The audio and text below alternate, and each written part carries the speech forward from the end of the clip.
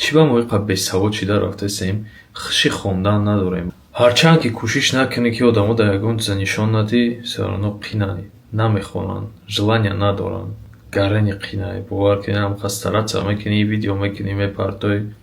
کم آدم‌ها میخونن ما خرسندم هم چند کسی میخونم هم مود خرسندم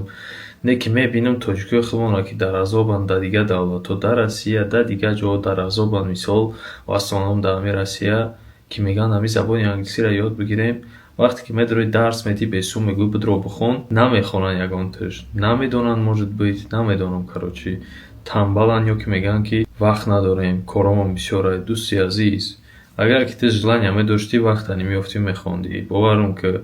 تنبلی نکنین دوستانی عزیز چی با موقع بسواد شده رفتیم خشی خوندن نداریم وقت نمیدونم برای چی خشی خوندن نداریم برای چی نمیفهمم یگان کار بکنیم همه در فکرش یک چیزایی که مکتب تمام کنم کمتر یگان چیز یاد بگیرم یاد نگیرم که برام یگان جدا کار کنم تمام زندگی دایی تمام نمیشه دوستان وقتی که مثال تو همی مکتب تمام کردی برای یگان کسب یاد بگیری کسب بخون کار کنی سون کار کنی نه ما باید بخونیم باید علم بیاموزیم و تکمیل بتیم علم خودمون اگر که ما و شما همی آینده دولت ما نباشیم ما که جوانیم که میخواهیم یگان کسب بشیم یگان لیچنس باشیم یگان شخصیتی بزرگ بشیم که در جامعه در خلق تاجیک خودمون خدمت کنیم اگر که ما و شما نکنیم که این کار را میکنه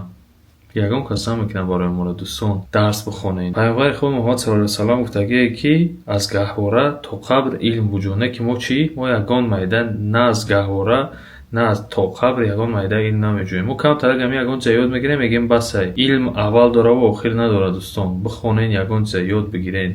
همه میخوای اروپا اومدن همه میخوای مثال طرفای جد امریکا رفته خوندن نه که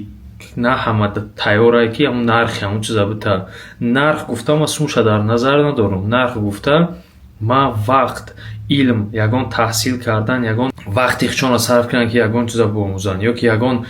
وقتشون انرژیشون برای آموختن یگان چه صرف نمیکنن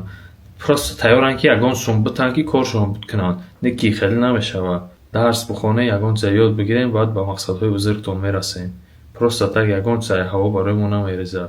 تا خودمون حرکت نکنیم یگان چیز ما تبیچه کده نمیتونیم در زندگی